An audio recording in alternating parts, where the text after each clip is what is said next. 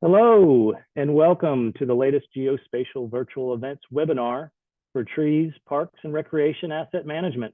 My name is James Kelt. I'm the Vice President of Software Solutions with Geographic Technologies Group. I have been in the GIS industry for the past 25 years, with 22 of those here at GTG, serving government entities of all sizes throughout North America. We are excited to meet with you all and have a stellar lineup of geospatial experts as today's panelists. Our four presentations today will cover various topics from tree, parks, and recreation asset management from our friends at Esri, as well as GIS and asset management with the City of Tucson Parks and Recreation Department. We'll also look at digital system of record advantages with Bad Elf.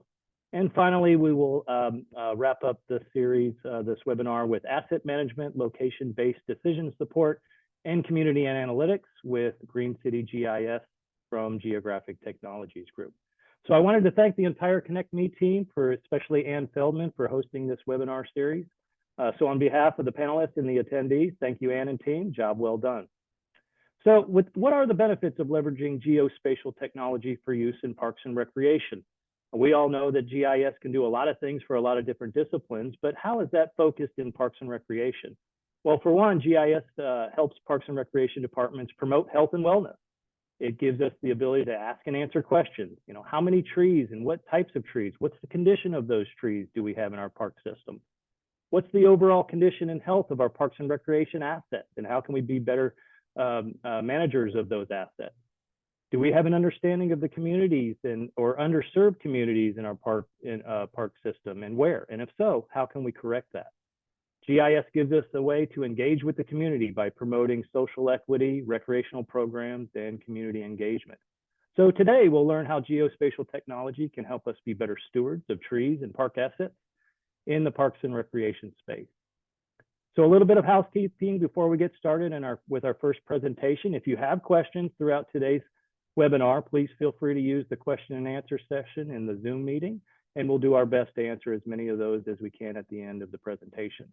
Also, the session will be recorded, so that will be made available in the near future. So now I'd like to learn a little bit more about our attendees. We have a quick poll for you to fill in some information here. Be happy to learn a little bit about, who you with, where you're located. I'm here in Texas, based in Texas. So if you don't mind just filling that out real quick. I was curious going into this webinar, traditionally a GIS group a professional would be attending this session, but I'm curious to know how many maybe parks and recreation folks are also in today's session. Maybe you're learning about GIS and what it can do for you and your group or your organization. So we'll let that poll run for a few more seconds, and then we'll take a look at those results there. So, yep, we'll get that wrapped up and take a quick look there.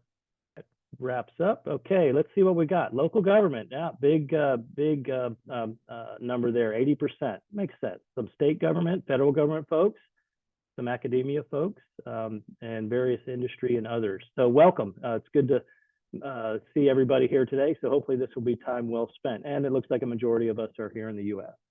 Our second poll, real quickly, if you're familiar with NRPA, the National Recreation Parks Association, they have an annual conference. It will be hosted next month in Dallas, and just curious to see how many folks plan on attending that. It's quite a large show. So just real quickly, a yes or no there, and once you are able to input that, we'll take a quick look at those. I'd be curious to see how many folks will be attending that conference.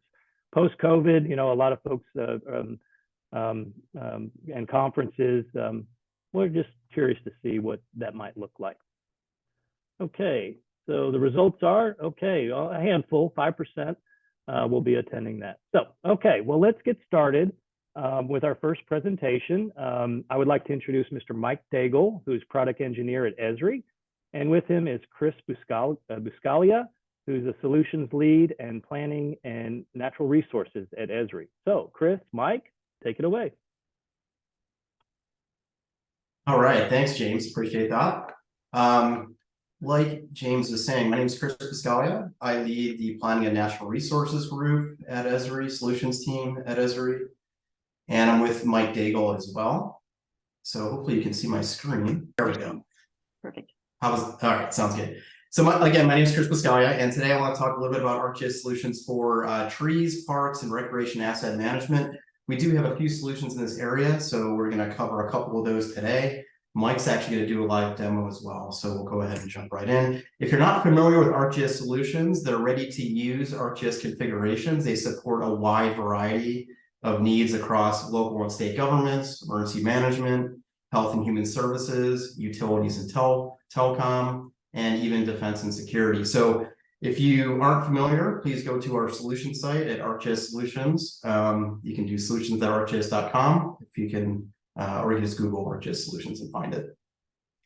One of the things that's really nice about our solutions is they can be deployed to your ArcGIS Online organization, or they can even be deployed to your ArcGIS Enterprise behind your firewall as well, within your own infrastructure. So just keep in mind that we also have solutions that are outside of just parks and natural resources as well.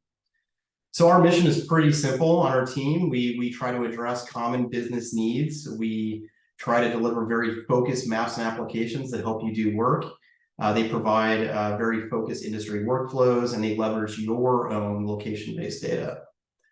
We do work collaboratively with the community, so we get a lot of feedback from customers of ours, users. We go to conferences as well, and we try to bring in your best practices and industry tradecraft. And we help you drive implementations of ArcGIS. So we offer a roadmap for standard capabilities. We try to improve your overall service delivery, expand your reach within your organization. And we try to innovate as well. So there's a lot of things that are happening within ArcGIS, but also within the industry as a whole. We try to innovate and bring those things into our solutions that we deliver. We also want you to modernize existing deployments by leveraging new ArcGIS offerings, maximizing available resources, and focus on very unique problems sometimes. So we try to help you modernize your existing GIS, but also start up new areas. And we also provide lots of feedback to our development teams. So you'll see in our solutions that we take ArcGIS, we configure it many times. We try not to build very custom technology. We try to actually drive that back into the development team to better our overall ArcGIS products. So if you go to our solution site and you go to our ArcGIS gallery, you'll actually see a bunch of solutions related to parks, grounds, recreation, and even tree management. So you can actually go to the gallery and simply type in trees, parks, and you'll get all the offerings that are specific to those areas. And we have standard capabilities that come with those solutions. So for instance, we have offerings that help you promote recreation opportunities within your city, county, state government. Mike's going to talk a little bit about tree inventories today, but we also have solutions very focused on park inventories. So if you want to have modernize your existing park inventory, or you don't have one in a GIS, we actually have solutions that help you get started. These solutions also help you assess asset condition and even engage local communities through public outreach. So one of those solutions that we're not going to demo live, but I wanted to talk about today is our Parks and Grounds Management solution.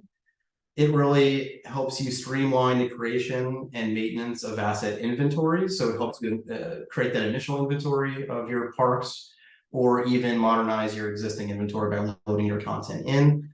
And it also helps you assess those assets and their condition. So we have a maintenance and inspection workflow that goes along with those along with that asset inventory. So when you deploy that ArcGIS solution called Parks and Grounds Management, you get a set of very focused information products that help you manage, in this case, your inventory. So you're seeing here a browser-based editing application that helps you manage all of the park assets in your system. That could include point-based assets like, ATMs or even bathrooms, but also trail systems. So you can manage linear features like trails and barriers and roads and that kind of thing within your trail system, and a very focused experience for those park assets. So you can see here that there's a series of park assets and amenities on the left-hand side as you look at the screenshot. And you can group, those are grouped very specifically in the editing experience. So you can manage your assets that way. So if there's a new park coming on board or a new set of assets you want to collect, you can do that with this browser-based editing app. But you can also use our field map. So that same map and that same experience is actually brought to the field with field maps, and now you can collect those assets in a mobile environment. So you're seeing here those same asset and amenity points, and also the trails. So you can actually turn on streaming mode in the field map and collect a trail if you want to walk that trail. So kind of both on the browser as well as in the field. And when we were talking a little bit about assessing asset condition, we actually also have a very focused Survey 123 form that allows you to collect service requests from the community. So if they see something in those parks, they can actually submit those issues to the jurisdiction managing those park systems, fill out, you know, in this case, there's a damaged trail that they notice. They can put some details about that trail and then submit contact information as well. And then that shows up as a service request on the back end. So here's the manager experience for that service request. So now I've kind of switched gears a little bit. I'm not somebody submitting an issue, but I'm actually triaging and managing those issues through a dashboard. So this is showing me all of the issues that have been submitted, their status. I might need to route these issues to the appropriate department that's going to repair that trail that was noticed being damaged. So this is the manager on the back end kind of managing those incoming requests. And then overall, you know, if you're a operations manager or you're managing the park system, you might want to see an overall view of what's going on in those parks. So in this case, you're seeing all those incoming requests, their status, the request type, and then even trends over time. So you're seeing here new requests by month.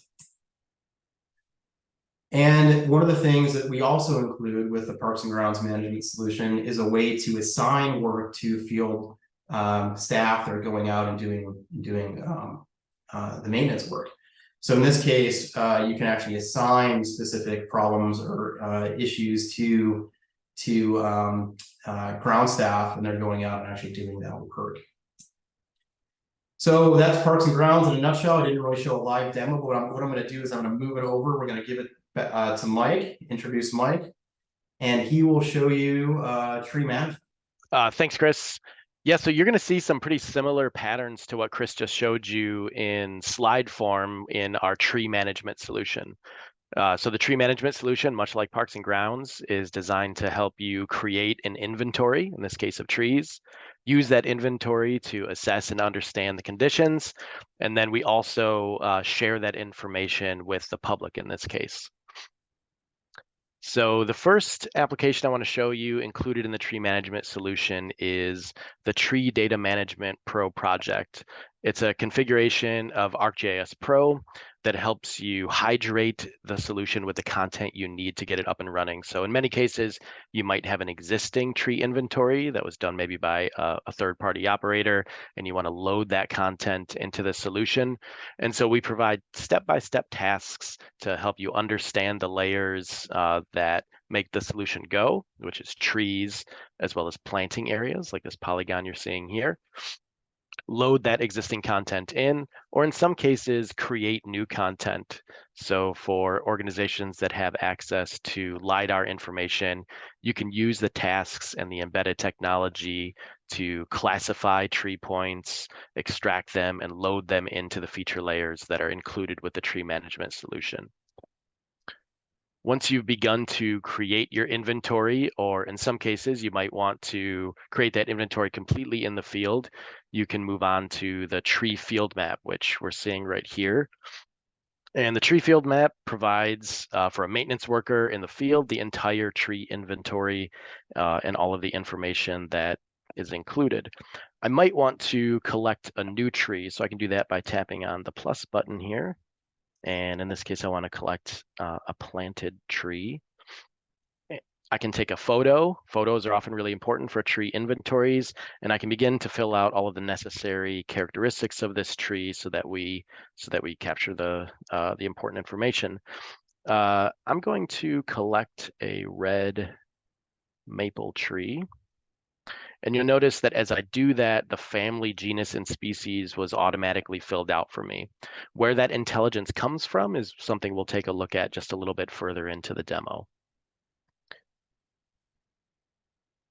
So I mentioned that I also, in addition to collecting new trees, I have access to the tree inventory. So I could tap on this green ash here and I can understand its characteristics like height and dBH when it was planted. And as we scroll through, I can submit a request for service. So this would open up a Survey 123 form, just like Chris showed you, where maybe I'm not authorized to do the work myself, but I need to request that some work be done. So I could submit, say, a request for a hazard that needs to be cleared. I can also, here in the related section, I can tap on the inspections and view the entire inspection history of this tree. I can also view its maintenance history. In this case, we've done some debris removal and hazard removal, or both for an inspection and a maintenance activity. I can add my own by filling out a simple form. So I might be doing some additional debris removal and flagging that it is completed. And then I could submit that. I can even attach photos just to this maintenance record, and then that's going to be submitted to the entire inventory. In order to know what work I need to do, I can also use the tree assignments ArcGIS workforce project. So in this case, I'm presented with a list of to-do assignments that have been assigned to me. So I might need to perform an inspection. So I can say that I've begun this assignment, and I can even use it to open up the tree field map. Let's try that one more time. To get me to the right location, to the right asset, so that I can connect the work that's been assigned to me to the work that I'm going to record in the tree field map. Okay, so now let's take a step inside the office. Now I'm an O&M supervisor or an arborist responsible for monitoring the overall tree health in the community or the park system. And to do that, I'm going to use the Tree Management Center. So here on the Home tab, I've got some statistics that help me understand my inventory, how many trees and planting spaces that I have in the inventory, as well as work that I might need to perform. So in this case, I have 26 open requests that need to be completed or triaged, and I have some unassigned work that I need to assign to a maintenance worker. We're going to start on the Trees tab. This is a dashboard that gives me a view into the entire tree inventory that I can use to interrogate that inventory.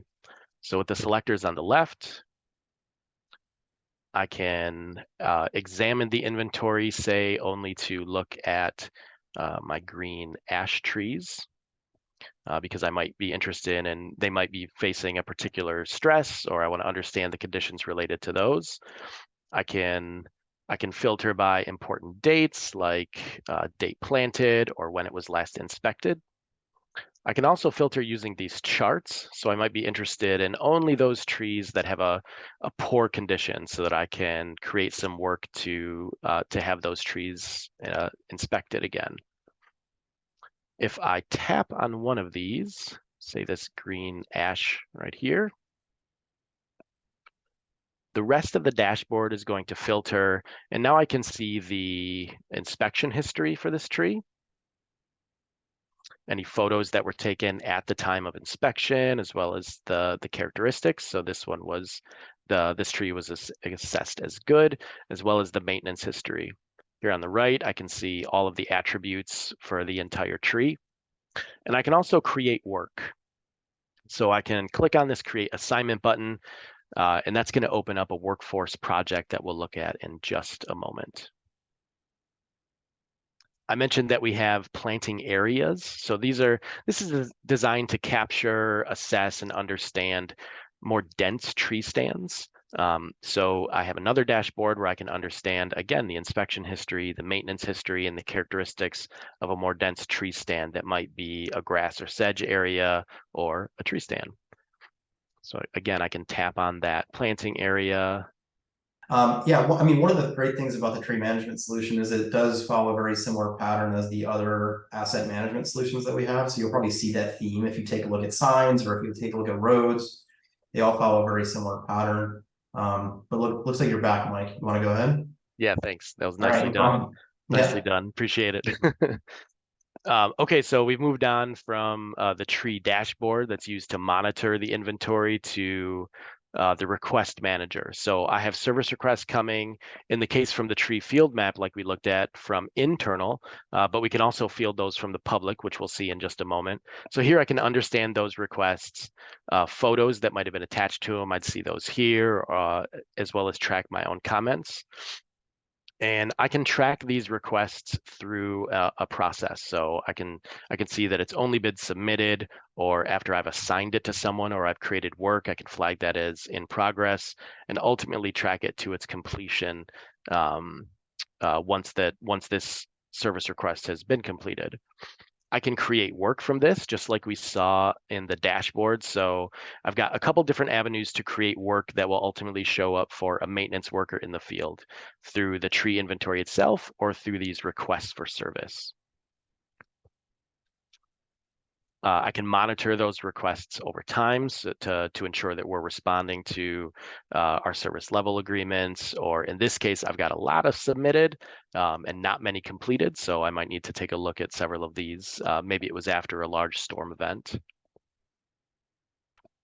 So I've mentioned creating work a few times, both from the trees dashboard as well as the request manager. And when I tap on that create assignment button, it brings me to this assignments tab, which now we're in more explicitly. And here I can see all of my active assignments. So I've got some tree watering, stump removal, some that are assigned that have someone assigned to them here, and some that are not. I can tap on a tree to create a new assignment.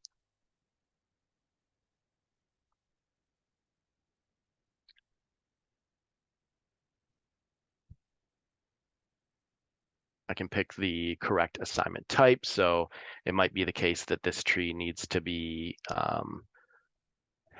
have some hazards removed, and then I can assign that to one of my workers in the field. In this case, I'll assign it to myself.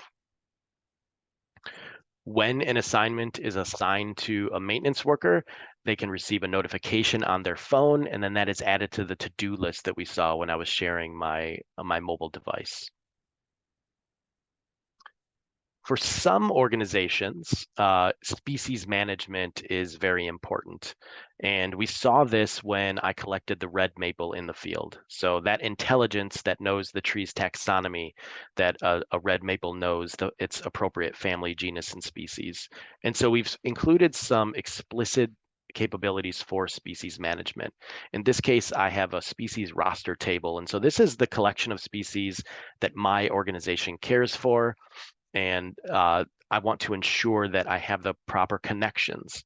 So for example, I can search this table and I can see that my organization plants 3 types of American elms, 2 with particular cultivars, and many of you are probably familiar and know that a cultivar is a particular cultivation of a species that has special characteristics, maybe resistance to drought or resistance to a particular pest.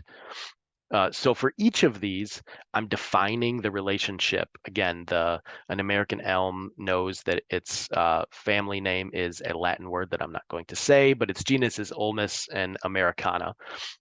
So when I collect an American elm in the field, I'm only going to be able to select these values. And in many cases, it's going to fill it out directly for me. I can add a new species to my species roster. I can retire a species by editing an existing species. So I can retire that and remove it from the roster. And behind the scenes, we have a notebook that can run scheduled or on demand that updates the values behind the scenes that I'm going to see in those pick lists and the intelligence. We use domain values, and some of you might be familiar with contingent values to manage that intelligence. Okay, so we're using the tree management solution to collect an inventory, manage its operations through inspections and maintenance activities, requests for service. And now we want to take that information and share it with the public. So included with the solution is in our Urban Forest ArcGIS hub site. And this is a pre-configured site that you can use to share your urban forest story. It shares some of the benefits that trees provide to a community. We can explore the tree canopy in detail, so we'll come back to that. We have an associated solution, a companion solution that I'm not going to demo here explicitly, but it's called Adopt a Tree. And you can use that to manage tree volunteer programs, adopt a tree, and someone can report that they are watering it, mulching it, weeding it, caring for it in general. I can use service requests to request a tree at my property. Many communities manage tree planting programs, so you could use service requests to manage that, as well as submit a more general service request for something like a hazard. Again, maybe a tree limb is down after a storm. Okay, so let's take a look at the tree viewer application. So the tree viewer application can be accessed by residents that might be interested in trees at their favorite park or just around their house. They can search by address or use the locate button. We've got some statistics and information on the side here to understand the tree canopy in the community, our most common species. We're also quantifying the benefits that that trees provide to a community. This is something that many of you might be familiar with doing from iTree. So if you're calculating benefits from iTree, that's information you could load into the tree management solution and share with the public. If I tap on a tree, again, our green ash that we're familiar with now, I get a really nice information section here that tells me about the tree, tells me its most recent condition. We even share some of the maintenance. So if your organization has an interest in showing that we really do care for our trees, and one of the ways that we want to show that is with transparency by sharing those maintenance activities with the public. Again, we're sharing some of those benefits that could be calculated with something like iTree, as well as a photo. This application is built using Experience Builder, and we do include a mobile view of it, so it's responsive, meaning if I pull it up in a browser on my mobile device, it's going to show me a pre-configured mobile view that's tuned up just for that experience. I've got this request service button available to me that I can use to open up a tree request form. That, again, I can use to report hazards. It's automatically passing the location. So that correct location is going to come into the operations. I can attach photos, again, for a hazard. Maybe there's a heaving sidewalk. And if I'd like someone to follow up with me, I can include my contact information. So that's a quick view of the tree management solution. Chris mentioned the solution website and the solution app, so I just want to really briefly show you how you can get a solution. So I'm here at the solution website. The URL to remember, besides this one here, is solutions.arcgis.com. And if I click on View Gallery, I can see the 150 or so solutions that are available. In this case, I'm just going to search tree. And I can see the tree management solution, which we've been looking at. And I can also see the Adopt a Tree solution, that volunteer program that I mentioned. If I tap on tree management, I get an overview of the capabilities included with the solution, some related solutions that I might be interested in. I can toggle through the capabilities, very similar to the screenshots that Chris was showing you with Parks and Grounds. So I can get an understanding of the different apps and capabilities that are included with the solution. And when I'm ready, I can click Deploy Now, and that's going to begin laying down the maps, apps, feature layers, everything that I need to utilize the solution, that pro project that I started with. And we also have documentation that helps you understand how you can use the solution, as well as configure it to make it your own. And with that, I will turn things over to Jen. Thanks very much. All right. Hi, my name is Jennifer Psillas. I am a GIS project manager with the City of Tucson Parks and Recreation Department. Today, this morning, this afternoon, I'm going to be talking about keeping track of all our stuff. I use this phrase a lot when I'm talking to people who don't necessarily understand GIS and asset management. They can understand, hey, we have parks, we have a lot of stuff in our parks. I'm the one that keeps track of all that stuff. So that's where I'm starting with this. Whoops, let's try. I am not advancing. Let's try this. There we go. Okay, so Tucson Parks and Recreation, just a quick overview. We have 133 parks plus school parks. So we have agreements with the local school districts to open their schoolyards after school and on the weekends. We also have recreation centers, pools, splash pads, dog parks, skate parks, you name it, we got it. And there's a lot of things to keep track of. So when I came to the department in 2015, they had previously had a GIS person, but that person had left for another adventure, and they left that position unfilled for just a little bit. It was about a year and a half before they put the position out again. I went for it, I got it, yay. But what I walked into was a lot of really outdated information. So the last park inventory had been done in 2011. It was done by a consultant for, we were doing a general plan for the system. And so the GIS data that I walked in with was already 4 years out of date. Because of course, as soon as you say, okay, the inventory is done, something gets replaced and you're going to have to play catch up a little bit. So we had GIS layers, but they were old. They also didn't have any useful information in there. We had, of course, the location of, let's say, a bench, but they didn't fill in any information like how old the bench was, what kind it was, if it was made out of concrete or wood and metal, if it was a memorial bench. We have quite a few memorial benches out there. So none of that information was attached to the location. And then on the work side of things, we had an in-house work order database that was underutilized. They would usually use it for just kind of the big ticket items, but not for our day-to-day work. So this is a screenshot of the database this was made in-house. We have a systems analyst and a business analyst, IT functions, and then me as GIS. So this was made in-house, and you can see here, this is one work order talking about vandalism in Christopher Columbus Park. So people can enter into this. You can also put notes from the person who actually did the work out there. You can get a list of everything that was out there.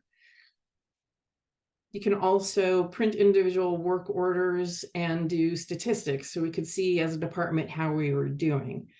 But that wasn't quite enough. It didn't really capture everything that we were doing. And to understand what we need, where we can improve, we needed to be able to see more.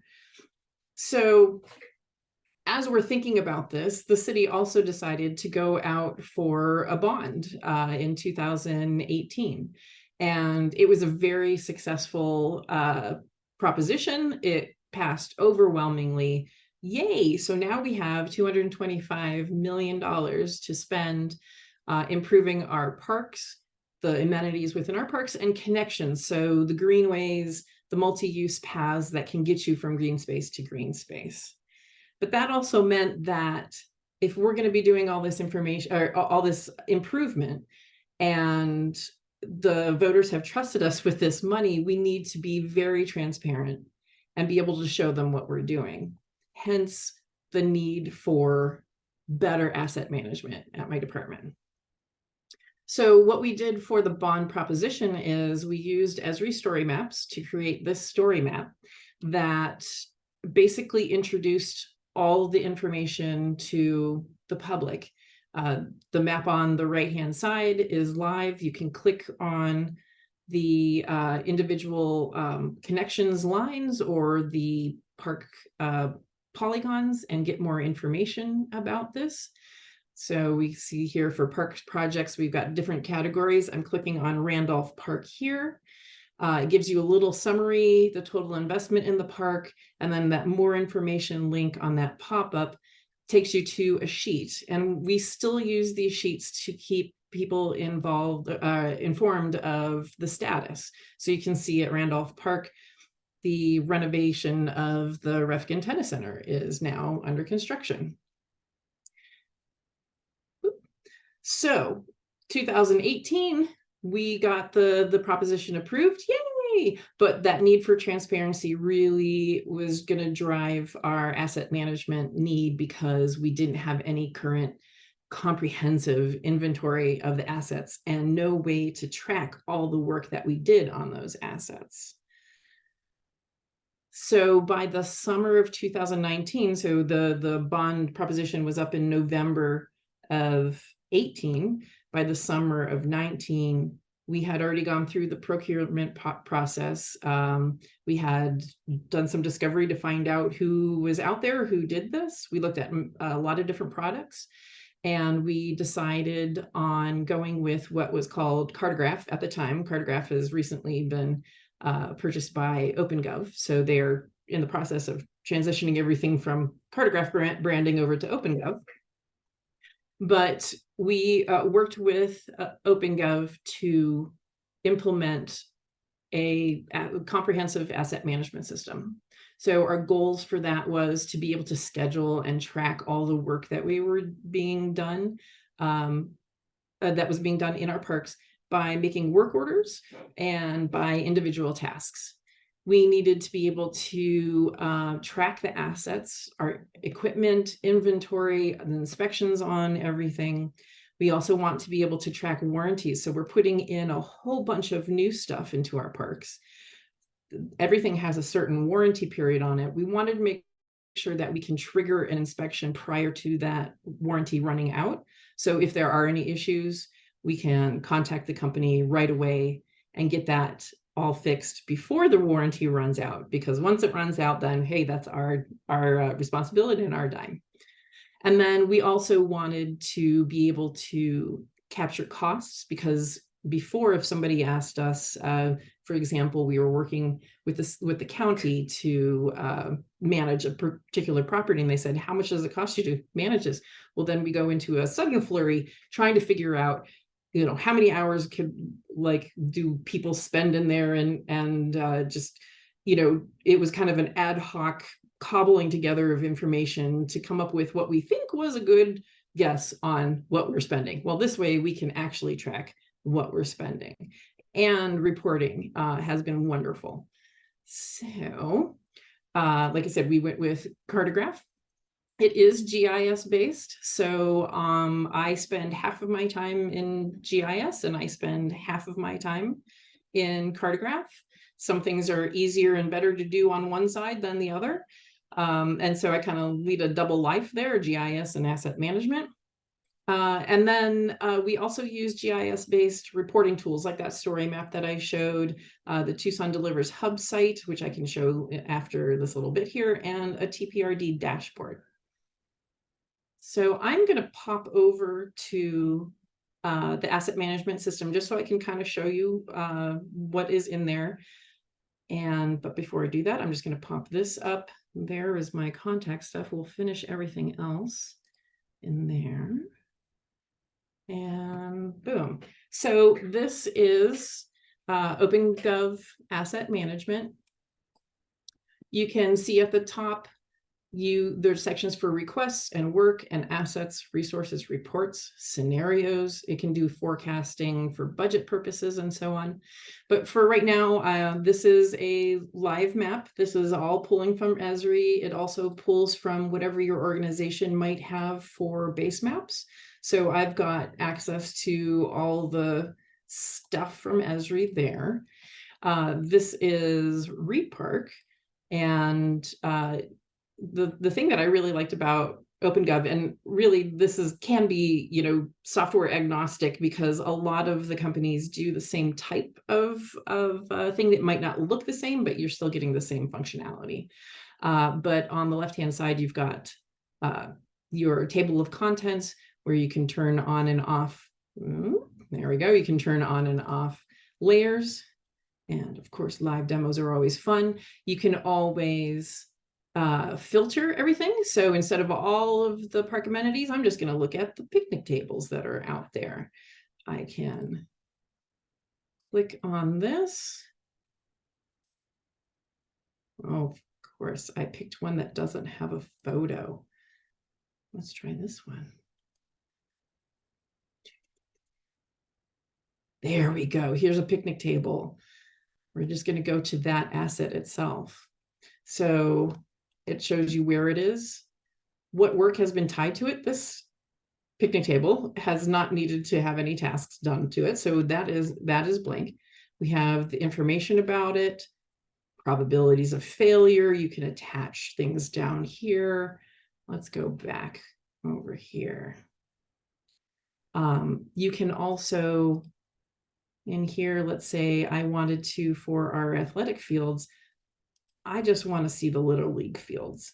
So you can put a filter on there, and then you can also say this is Little League. And everything that you're doing here on the desktop transfers directly to the app. So whatever filters I have set up here, whatever layers I set up here, I'll have that same information in the app, which is very nice. So it's a seamless transition back and forth.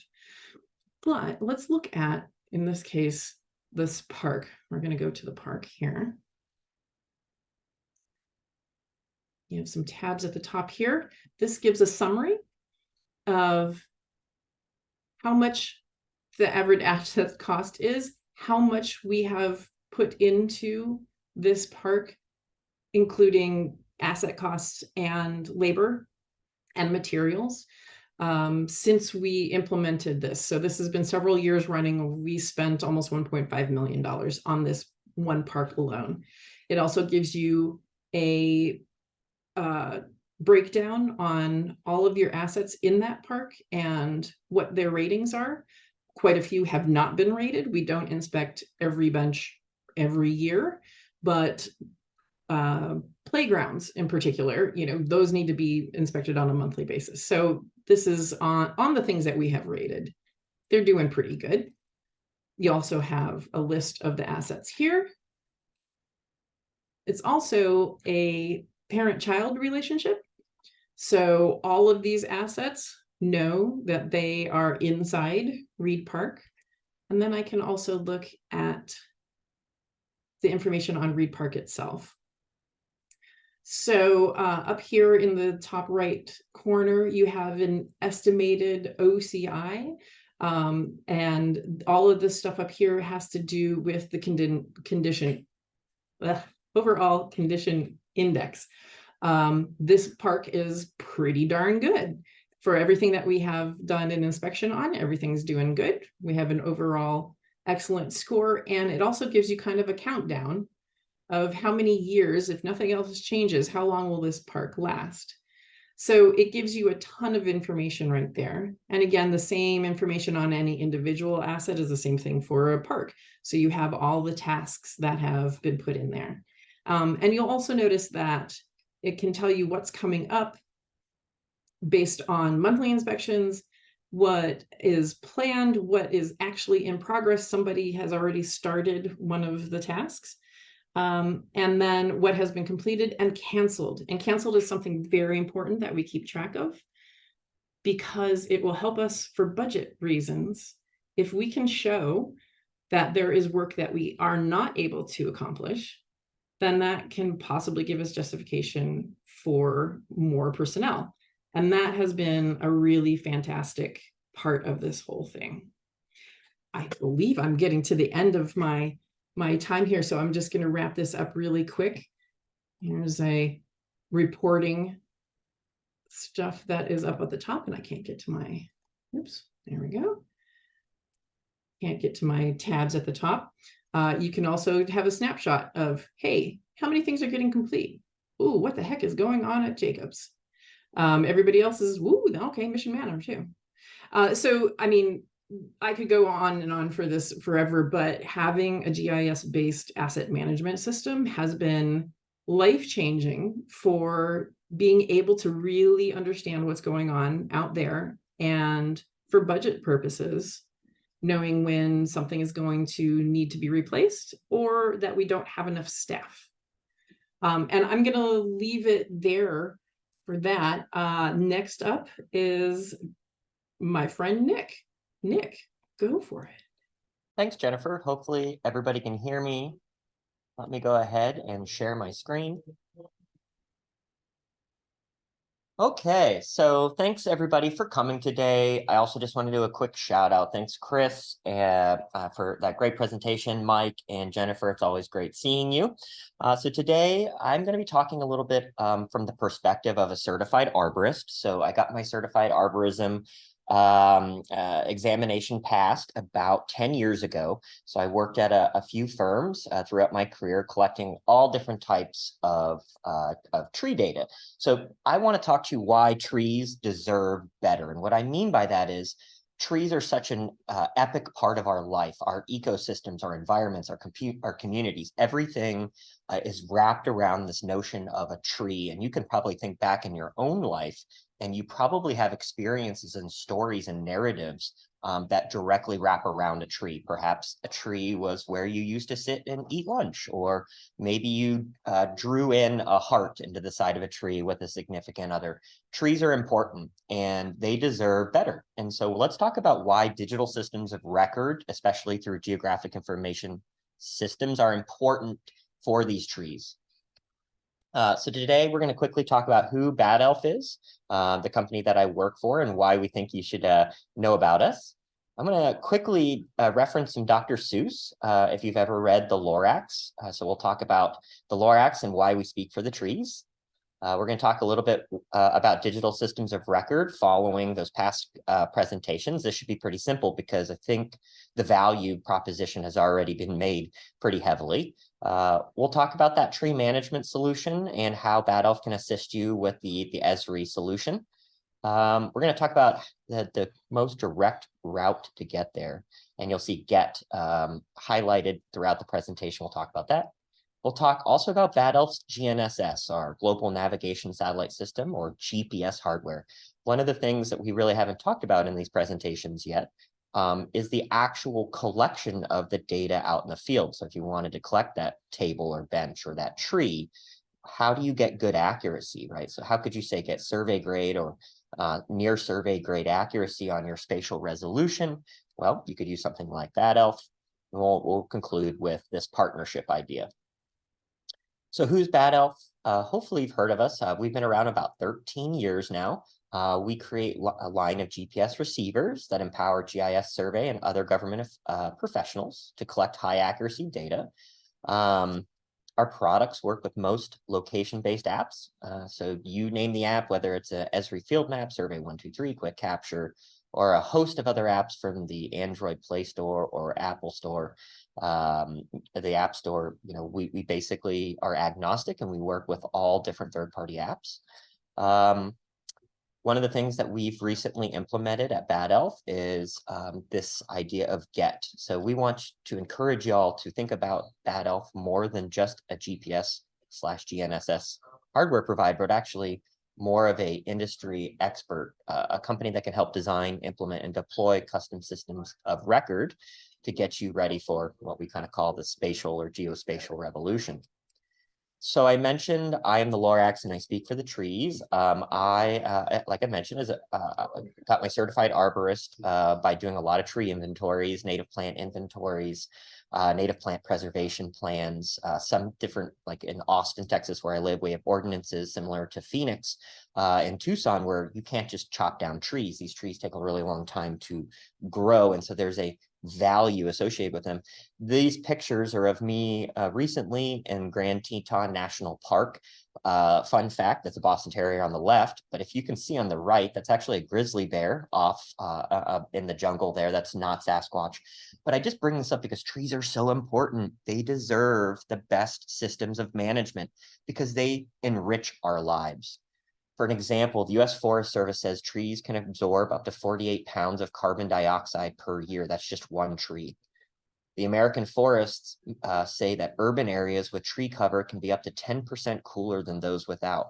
So you want to mitigate urban heat island effect? Plant trees. Not just plant trees, but maintain trees. The National Institute of Health, the NIH, recently said access to green spaces, including trees, reduce stress and improve mental health, leading to a 30% lower incident of depression. We live in a society, at least in America right now, where depression rates are through the roof. By planting trees and upkeeping nice parks and recreational areas, we can actually lead to a 30% decrease in depression. USDA Forest Service says that mature urban trees can increase property values as much as 15%. So just the value of the land goes up by maintaining trees. The United Nations Environment Program, the UNEP, they state that trees provide habitat for over 80% of the world's terrestrial biodiversity. We need more trees, everybody, not less trees. And we need healthy, happy trees. Not to quote Bob Ross, but happy trees are what we want. We don't want sad trees. And unfortunately, if you don't manage your urban forest correctly, you often get sad trees. So why systems of record? We've talked about this in the last presentation, so I'm going to go pretty quick, but inventory management helps create and maintain accurate inventories of trees. So you know where you are, what you've got, including all the vital details such as species, age, health, location, things like diameter at breast height, canopy, where's the drip line, all kinds of information. The Esri folks earlier even mentioned the USDA iTree program. You can really get a ton of metrics like the reserve study value, your water runoff, carbon sequestration. All of these GIS systems now can basically calculate out that really paramountly important information. Maintenance planning, right? So we want to be proactive in maintaining the tree, tracking the tree's health, identifying issues, scheduling pruning and removal tasks, not only for the aesthetics of the park, but almost more importantly is safety. In Phoenix, where I used to live, we had eucalyptus trees, and eucalyptus trees are affectionately called widow makers because they break apart and actually oftentimes crash down on people. So understanding that proactively can actually, help the community's health. Resource allocation. So just like Jennifer was talking about, where do you need to put money to make the park better? Where can you pull money back to save and prioritize somewhere else? Compliance and reporting. We saw how all of these GIS systems produce reports that can then help adhere to regulatory requirements. In community engagement, we saw story maps. You can make, old school 2D maps, posters, you name it. Spatial reasoning, spatial maps are one of the ways we consume information as human beings. And if you've got to interact with your local community and that public, right, and that's something we should be doing, being transparent, using GIS helps with that. And of course, data-driven decisions, right? So instead of just making anecdotal decisions or lick your finger and put it in the air and make a decision for the day, or even something like tribal type knowledge, what I mean, some person's worked at the city for 40 years and they've been doing it that way for 40 years and perhaps it's good, but they're not necessarily making decisions based on hard quantitative data. So I'm not going to go into this too much, but I just want to show everybody that Bad Elf, we come alongside the Esri system and we're business partners with the Esri, and we help deploy the tree management solution that you saw earlier. And so you can search for this story map, very easy to find, tree management solutions by Bad Elf, but leverage Bad Elf to help set up your GIS for trees, right? And not only can we help you set up the GIS, we create the GPS or GNSS equipment to help you collect the data confidently and everything seamlessly integrated work together. So highly recommend that you check out this story map from Bad Elf. You can find it a bunch of different ways, or you can reach out to me. My contact information will be at the end. But we can even take something like the Esri solution and make it easier for you to implement and add some additional value from our Bad Elf team's perspective. And like I mentioned, being able to then confidently utilize GPS to collect the trees in the field to make sure that you're getting authoritative data into your system. So how do you get there, right? So we keep talking about this get thing. So we recently at Bad Elf launched our Geospatial enablement team. I'm the director of said team, and we like to take customers from zero to hero. So if we were around in 2015, I would be talking to Jennifer and I'd be saying, hey, Jennifer, City of Tucson needs to go from zero to hero in terms of asset management. And so you can leverage our experience and our partnership so you don't have to take all the hits. We can do that, right? So we can help actually implement these systems. Get provides turnkey processes, helping our customers choose the right product, solutions, and services. So more than just a helpline at a hardware manufacturer, we literally come alongside you. We live vicariously through our customers, and we want to see you do good tree work, right? That's how happy trees come around. We just want to help you get there as fast as possible. Furthermore, we offer consulting packages for organizations to help them develop their geospatial systems of record. We can come in and train your teams. We can help set up your data dictionaries and customize that ArcGIS solution specifically to what you need. And that's the main point here, where we are leveraging our relationship and the Esri ArcGIS solution to really help launch you forward. I'd be remiss if I didn't give my quick sponsorship presentation and at least discuss our GPS family. And so if you've been following Battle for a while, you've probably seen the Battle Flex family.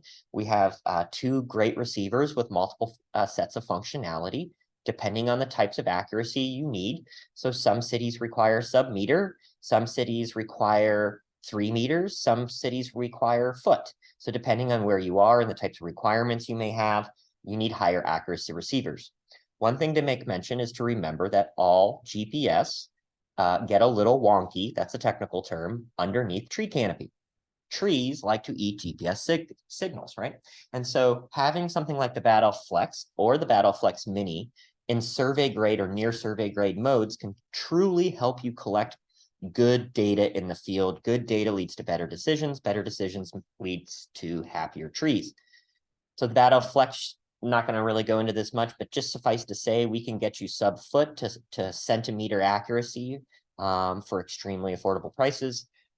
We have our new unit that we recently launched at the Esri Users Conference this past summer called the Battle Flex Mini, and with a reliable RTK network. And what's really neat here is a lot of you all work for government agencies. We saw the poll earlier. And so you often have access to free RTK systems, like in Texas for TxDOT or in Arizona for ADOT. You have access to these correction services, and you can literally get down to sub-foot to, sub-inch accuracy, and you don't have to pay for those services. We call this the democratization of GNSS GPS. No longer do you need to spend $20,000, $30,000, $40,000 as an alternative low-cost provider. We have some really incredible pricing, as low as $500 a unit, where you can outfit an entire department.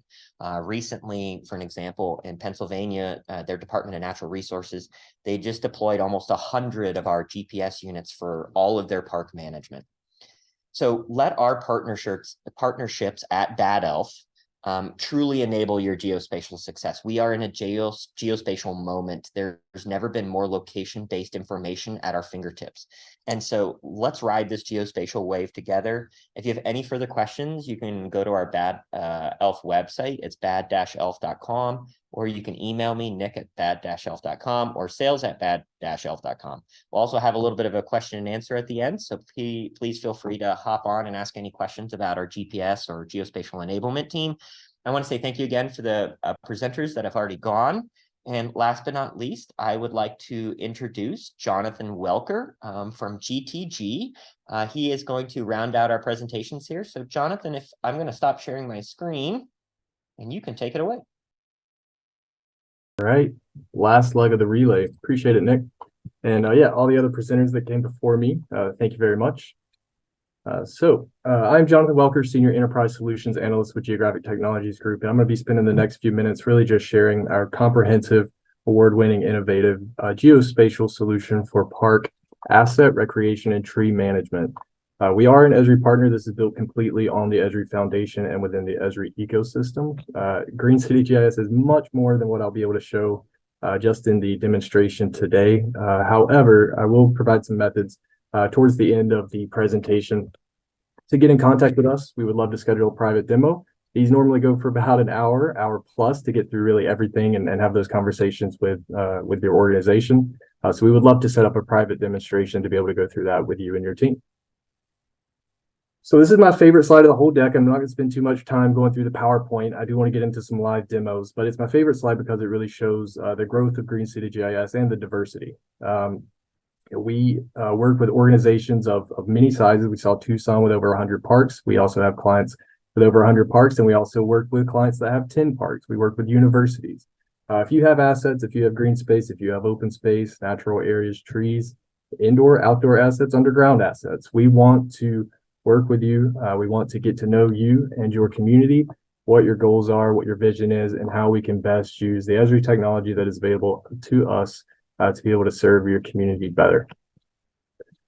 So what does Green City GIS actually entail? So I have a graphic here on the right, kind of 7 steps. I'm actually going to start with a step that isn't on the graphic.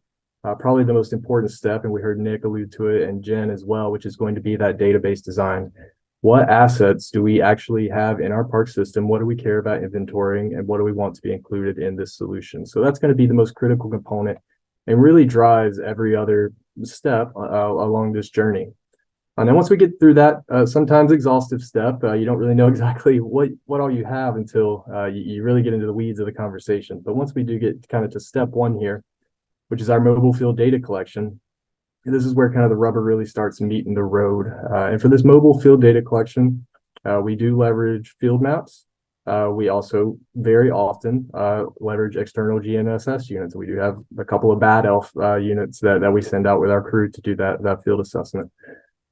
Additionally, we use drone technology, high resolution aerial imagery. So really kind of a combination of all of these tools, technologies, and resources available to us to get that accurate data inventory done in the field.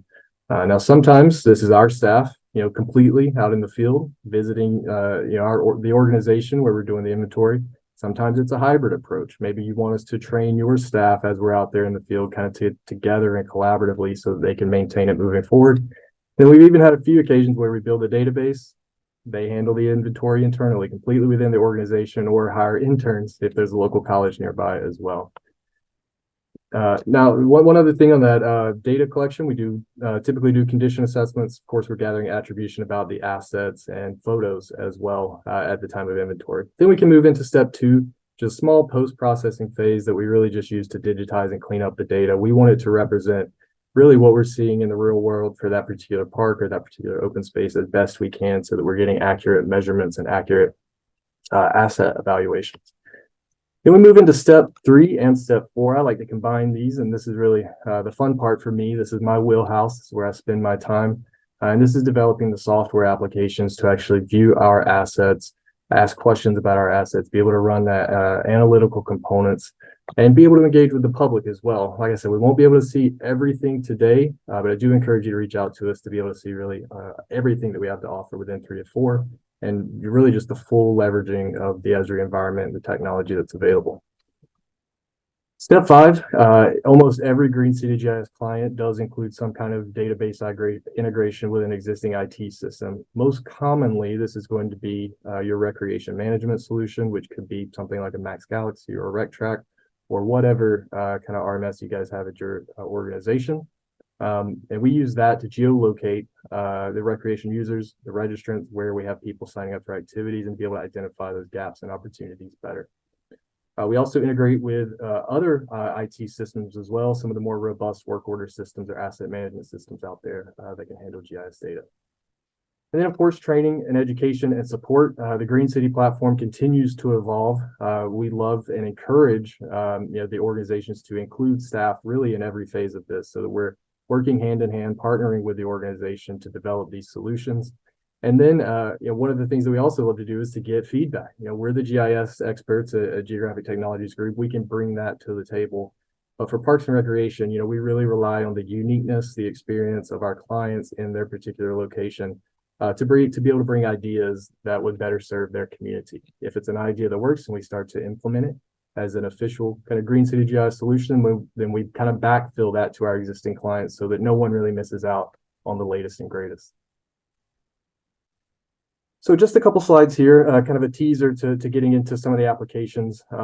If you guys have used field maps on the right, this is what we typically look like doing our park inventory with boots on the ground. And I used to do inventories. I still see parks very much through this same view where I'm identifying trees and grills and picnic tables and maybe looking at their conditions. And that's exactly what we're doing out in the field with our mobile devices. Occasionally we'll implement drone technology as well to be able to go through, take those pictures and get that accurate attribute information. On the left, we see a dashboard. We'll take a look at this in just a minute. Just your general kind of sample asset dashboard that is focused on the various assets throughout the park system. And we also talked about the recreation side of things. So where are users coming from? Many Esri solutions that can be used to leverage this and to dive deeper into that data. But really what it comes down to is we're looking for opportunities, gaps, patterns. Where can we better serve our community? Where can we outreach even better, from without or past the boundaries of our geographic location? And then there's kind of a smattering of solutions up in the top right here that we dabble with. Not every client has every solution, nor do they need every other solution, but we offer them throughout. And if it's appropriate for your organization, if there's going to be a benefit to deploy that, then we absolutely explore that. And then getting into the management decision support analytics. This is my new favorite part of Green City GIS, and we'll get a chance to take a look at this in just a bit. But this is getting those social equity factors and dynamics built into this as well. So we have the asset inventory. We know where our amenities are. We have our recreation users. We know where we're gathering people, what they're signing up for. But what is our community? What is going on in our community? What is the racial lens analytics looks like? How can we prioritize our parks to be able to invest capital better, and where can we improve safety? So with that, I'm going to shift gears and we'll switch over to the live demo portion. And I'll move through this pretty quickly. It'll be a little bit of a whirlwind, but hopefully it shares some of the potential of Green City GIS and really kind of the Esri environment as well.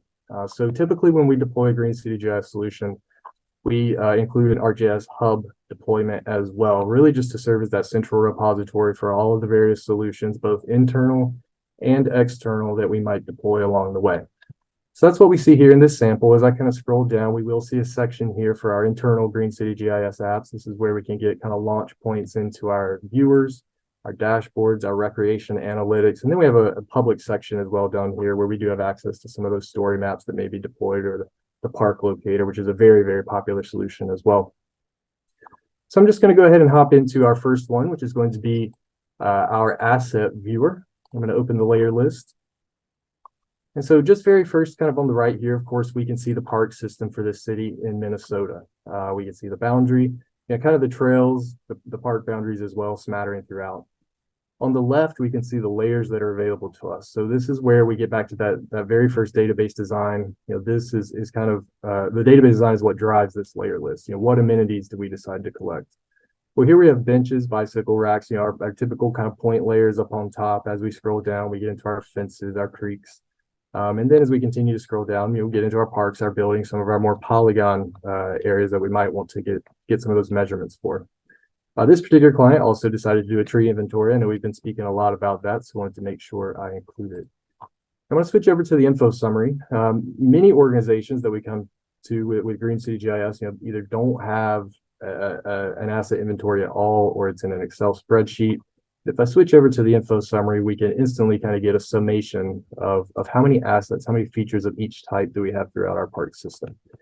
And as I start to zoom in here to a specific park, we can start to see those features come to life a bit more. We can notice this amphitheater. We see the many kind of individual trees that were inventoried as well. So I'll go ahead and click on a tree. And this is where we can start to get into the attribution of each one of these features. For trees, we wanted to look at the species, the DBH, the height. Is it landscaped or not? What condition it's in? I mentioned we also take a photo at the time of the inventory, and multiple photos can be included if necessary. We can also link out to external resources. I think we've already talked about iTree. This is a link directly to iTree for this particular 4-inch maple. Being able to see those exact tree benefits, what does this offer into this location? And I'll just hop over to another park real quick, just so we can kind of see some different attribution. This is going to be Van Valkenburg Park. And we start to see our baseball fields, our parking lots. We can click on a baseball field to see if it has a dugout, if it's a bullpen. And, if a member of the public calls in saying we want to reserve a field for a certain activity, and does it have all these? Well, now we know. We can run queries on this to be able to find those locations. I won't run through the query, but of course, with any viewers, if you guys are familiar with kind of the Esri web app builder or the experience builder kind of viewer applications, of Queries are out of the box. They can be very simple, find me all the ash trees, or they can be very complex and built on each other, such as find me a bench that is this model that was installed prior to this date that's in this particular park or service area. So shifting gears real quick, that's kind of the viewer. This is looking at that same organization in Minnesota, and we're looking at a sample of an asset dashboard. Now, these can take on a lot of different flavors, a lot of different themes. They can be very nuanced to only pertain to maintenance. So we're looking at kind of a mix of things. Up at the top left, we do have signs by condition. So just kind of a general overview of our signs throughout the park system. Mowing areas by acreage. So where are we spending the most time and resources being able to upkeep our mowing areas? Over on the right, we have parking lots by number of spaces. So again, if a member of the public calls in, they have an event that they might need 100 parking spots for. Well, we have 3 parking lots that meet that criteria. We can click on one of these bars. It'll zoom us into that parking lot. We can see all of the attribution associated with this parking lot, the number of handicap spaces, standard spaces, as well as the picture taken at the time of inventory. I mentioned the tree inventory down along the bottom. We do have our trees by species. So oak is going to be the most populous here. We did actually find out that there's a single apple tree that we identified throughout the city in Minnesota here that we're able to click on, locate, find that exact tree. If there's something that a disease that is susceptible to apple trees or our oak trees, our most populous trees, we want to know where those are going to be located. And I'm going to try to do kind of a screen share within a screen share here. We'll see how this works, but I'm going to pull my mobile device over. So we saw field maps earlier. That's what I have loaded onto my phone. Again, we're looking at that very same data here in field maps. And I'm also going to point out kind of these 3 widgets but primarily this gauge on the left is our playground equipment in fair condition. And so what this threshold gauge is showing us is, hey, we don't want more than 20 pieces of playground equipment in fair condition. If it gets that way, we need to go out and start getting some work done. So I'm going to go out as if I'm doing the inventory on field maps here. I'm going to find a swing set. I'm going to tap that particular swing set. And make sure I choose that appropriately. And maybe since the time of the first inventory, it was good, it has now started to transition kind of into that poor condition. So I'm going to update this to fair, trending towards poor. I'm going to go ahead and submit that on my phone. And in real time, what we should see here is this threshold gauge as this submits. My internet seems to also be playing tricks today, which is fun on a live demo. But should this submit, we will see this threshold gauge update to show us 20 pieces of playground equipment in fair condition. It would flash red, show us that, hey, we need to get out and get some work done. And we could out in the field update our materials, completely remove this item if we needed to, or take more pictures. So I'm not going to wait on that to go ahead and press. There we go. Of course, as soon as I try to switch it off, and we'll hopefully see our threshold gauge update here. I have had the app sitting for a minute. I guess that's what I get for the last leg of the relay. We'll pop a refresh on that. And we do see now our flash for a second. Let's have somebody out doing an inventory. So we'll go ahead and move on past that into our 3D viewer. So we talked about our 2D assets. We are getting the heights. We are getting all of those values, the species for the trees. So what we can actually do is take this to the next level with our 3D viewer, being able to provide a 3D visualization of our parks, potentially in a story map before visitors actually go out and visit them. So this is, that same location. We're able to view the trees. Esri has a ton of textures and models available for the tree species through ArcGIS Online that we're able to leverage. And then we can also get into, doing 3D buildings as well. This isn't Parks and Recreation specific, but maybe we want to show off our new center. Maybe we want to show off where activities or events are going to happen.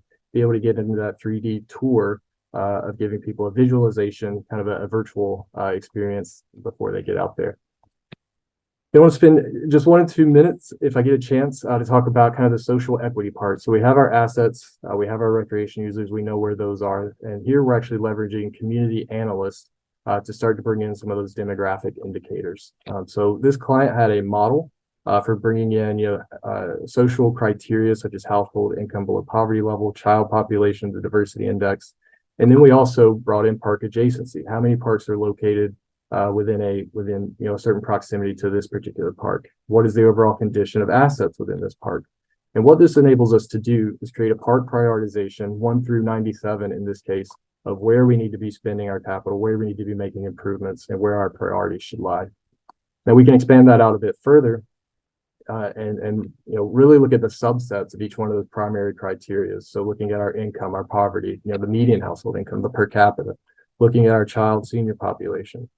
And then we can select one of these parks. This is going to give us a 5, 10, 15-minute walking time. And we could even do a side-by-side comparison. What does it look like 5 minutes walking time out from this park, 10, 15, and again, be able to make those data-driven decisions.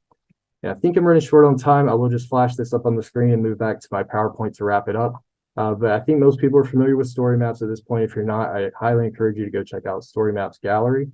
Park Locator is also pretty common as well. But this is a public-facing kind of capital improvement project dashboard showing what projects are ongoing, being able to give, again, that kind of transparency, that dynamic engagement with the citizens. Here they can sort by project type, sort by service area if they live in a particular one that they're interested in, and really just see what is up and coming throughout the park system. I'll hop back over to the PowerPoint and wrap up here.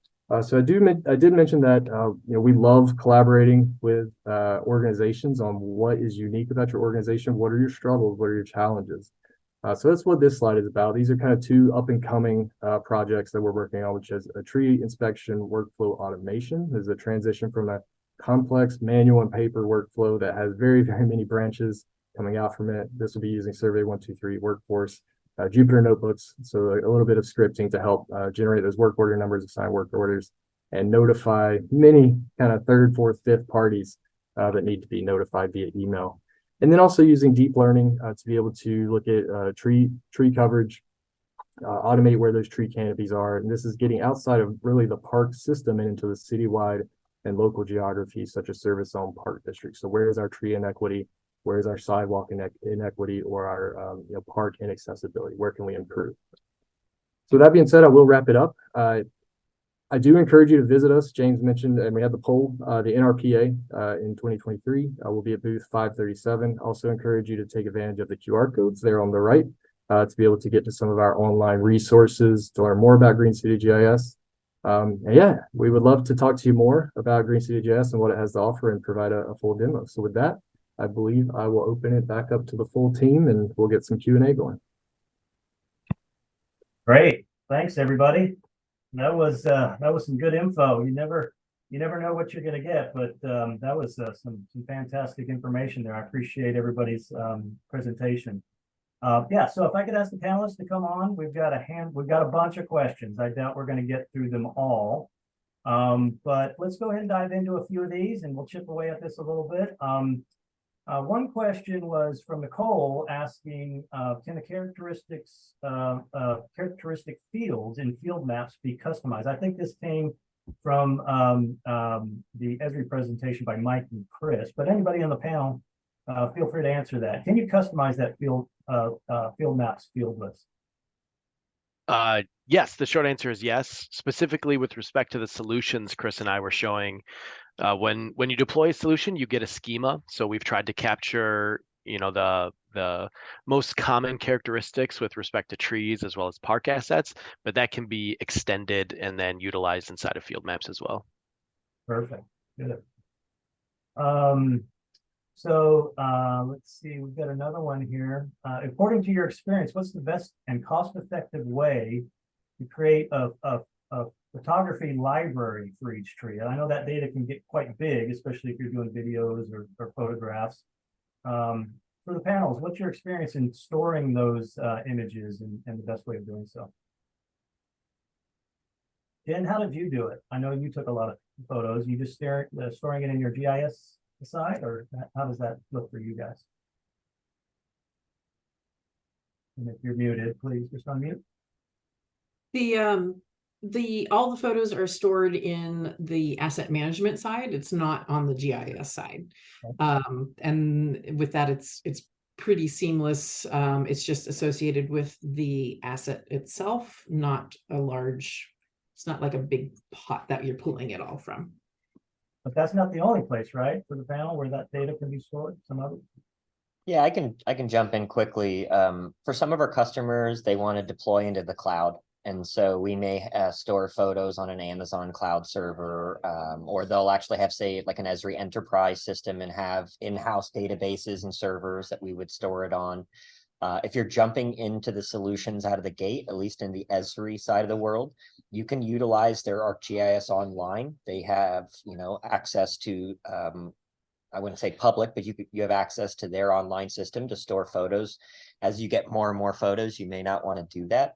But I'll just conclude, if you've been doing this a while, 10 years ago, photos were huge and they just overburdened everything. Nowadays, I can encourage everybody to take multiple photos at an asset. And it's like, photo speaks 1,000 words, right? And so we highly encourage everybody to take a photo at a minimum. Great. Any of the other panelists want to chime in there? Right. One question, I think this might be for Jen. Eric had mentioned during your presentation a question of how do you track and input labor hours from your solution and track that information? So it is part of the asset management solution. There is, when you have a task, before you can actually close it out or complete it, it does require you to go in and input some sort of labor something. So you can break that out by individual, each person, how much how many hours they had worked on it. Or like in some circumstances, I think we might actually lump a crew in one area for all the hours together. But yeah, there is an entire way to track that. And I just wanted to point out that this was something that our field staff were actually kind of anxious about when we started this, because they're like, we don't want you monitoring how long it's taking us to do stuff. And we said, don't worry, we're not sitting here. Who has the time to like literally sit down and figure out how long every person is spending on things? But it goes to the justification to going forward. It's like, okay, we have this one area that is completely overrun with graffiti or vandalism and stuff. And so that can help us show how much time we're spending in one place regarding the other. Great, great. This one I get a lot whenever I talk to folks. And this is from Erica, do you need a full-time GIS manager, or can this information be inputted by different staff members familiar with GIS? I know, Jen, you have experience with this. I believe, Jonathan, you do as well. This is usually a question that I get quite a lot when I talk with organizations. So anybody want to chime in on that, on how to manage this environment? Do we have a dedicated person, or can we kind of share the responsibility? So for the City of Tucson Parks, we share the responsibility. So there's the 3 IT functions, so GIS systems analyst and business analyst. We kind of administer the system. And then we have another full-time person who is a planner scheduler who gets requests. It is integrated with SeeClickFix, so we get requests from the public coming in. He can then create tasks and field it out there. So there's kind of 4 of us that kind of oversee the whole thing, but then every individual is either working on the app or a desktop, and so they can put information in too. Great. Jonathan, what's your experience in that, on how to maintain these types of solutions moving forward? Yeah. In our experience, like I said, we work with organizations of all sizes, the small community and a big city. I'm never going to say that I don't want to work with a GIS manager. I think that there's absolutely value to be added there. But the beautiful thing really about the Esri environment being where it is, and the trend that it continues to go, is that it's not required at all. A lot of the solutions that I showed today and we saw throughout are really designed to be easy to use, intuitive to use, for all staff. And there are cases where we work exclusively with Parks and Recreation. Their organization just has an ArcGIS Online environment that we're able to leverage. And we do everything just completely through the cloud. We train them in the process, and Parks and Rec staff take it from there and run with it. So yeah, I would say it's always beneficial, but not a requirement. And that aligns with one of the other questions is what type of Esri environment is needed to deploy some of the solutions we've seen today? Can it all be cloud-based? Can it be on-prem? Can it be a combination of both? But Yeah. I guess since I'm off mute, I kind of read into this, and maybe Esri might want to speak to this directly, but yeah, in our experience, it could be ArcGIS Enterprise, ArcGIS Online, a combination of both. Some organizations that we work with have all of their internal apps in Enterprise or Portal, and all of their external public-facing apps in ArcGIS Online. So, not only can it be in the cloud, of course, the database can be in an enterprise geodatabase somewhere, speaking tech term, I suppose. So yeah, runs the gamut all across the board. great. Another question here from Sam. I think this is to you, Jen. Do you use OpenGov Asset Management for any indoor amenities and assets? We know that a lot of times those you mentioned traditionally did it with only the high dollar inventory, and a lot of that is inside buildings. Did you have any experience with that, or how did that work out for y'all?